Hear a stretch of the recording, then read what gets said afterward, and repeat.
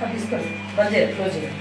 Hi అండి, మీ doctor Malleswari Ankur operates hospital నుంచి మాట్లాడుతున్నారు, జనరల్ సర్జన్.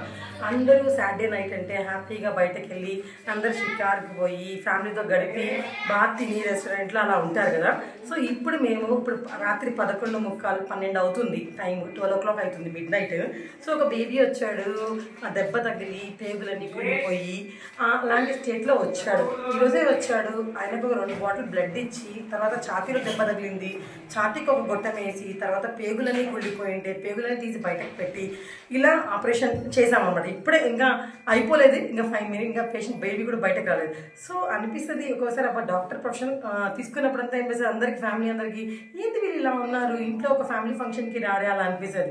బట్ మనకి ఎట్లా అనిపిస్తుంది అంటే ఒక లైఫ్ సేవ్ అవుతుంది. ఒక చిన్న బాబు 10 years బాబు కడుపులో దెబ్బ తగిలిన బాబుకి మనం బతికిచ్చి ప్రాణం పోస్తున్నాం, 2 బాటిల్ బ్లడ్ ఎక్కించి ఐనోట్రోప్స్ పెట్టి ఇవన్నీ పెట్టి ఆ డాక్టర్ వృత్తికే మనకు హ్యాపీగా అనిపిస్తుంది.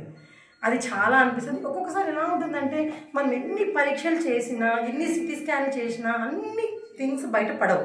ఈరోజు మేము చేసాం 2-3 సార్లు సిటీ స్కాన్ చేసినాం. ఏ సిటీ స్కాన్లో కూడా పేగు కుళ్ళిపోయింది, పేగు బయటపడి అంతా చాలా బాగాలేదు, నేను ఎక్కడ రాలేదు. ఎప్పుడైతే పొట్ట కోసామో పెద్ద అన్యూరిజం ఉంది, అయోటిక్ అన్యూరిజం ఉంది, దాంతోపాటు పేగులన్నీ కుళ్ళిపోయి ఉన్నాయి, వాడికి చాలా పెద్ద రెట్రోపెటోనియల్ హిమటోమా ఉంది, ఒక పెద్ద హిమోథొరాక్స్ ఉంది. సో ఇవన్నిటి నుంచి దేవుడే ఆ బేబీని కాపాడాలి. సో అందరూ కూడా ఈ బేబీని కాపాడాలని కోరుకుందాం. Thank you.